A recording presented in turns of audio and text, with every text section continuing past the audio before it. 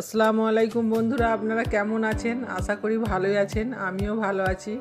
তো বন্ধুরা, আজকে আমি ডিম আর সুজি দিয়ে আমি একটি কেকের রেসিপি নিয়ে চলে এসেছি। দেখুন কিভাবে আমি কেকটি বানাই। তো কেক বানানোর জন্য আমার লাগছে তেল, সব মাপ পরিমাণ মতো, 1 কাপ ময়দা, 1 কাপ চিনি, মুরব্বা, ঘি এবং বেকিং সোডা, 2টি ডিম, আমার বাদাম, বেকিং পাউডার, সামান্য একটু লবণ এবং ভ্যানিলা পাউডার। এবার এখানে 2 কাপ আমি সুজি নিয়ে রেখে দিয়েছি।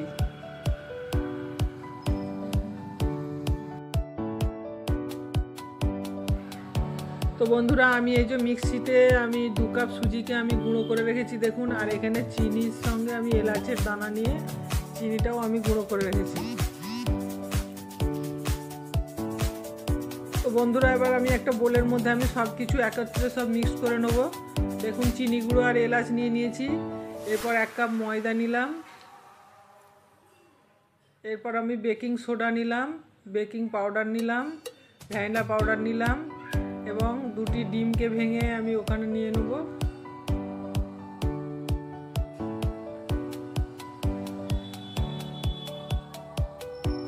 আর লবণ, সামান্য একটু লবণ দিলাম। এবার গা ঘিটা দিয়ে এবার আমি সাদা তেল 1 কাপ দিয়েছি, দিয়ে ভালোভাবে মেশাতে থাকবো।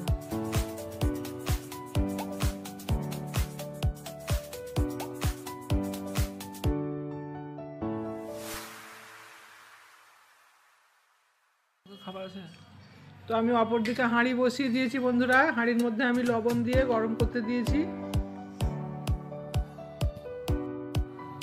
তো এদিকে আমি একটি কেকটি নিয়ে নিয়েছি। কেক ওর মধ্যে আমি কাগজ কেটে তেল মাখিয়ে রেখে ঠিক করে রেখেছি। এবার আমি ব্যাটারটি ভালোভাবে ব্লেন্ডারে আমি মিক্সড করে আমি এবার আস্তে আস্তে কেক টিনের মধ্যে ঢেলে দেবো।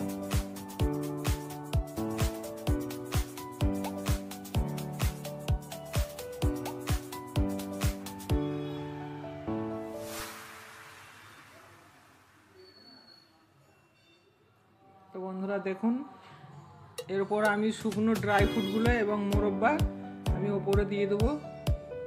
আর ড্রাই ফ্রুটের মধ্যে আমি একটু ময়দা মিশিয়ে রেখেছি যাতে না নিচে পড়ে যায় বাদাম কিশমিশগুলো।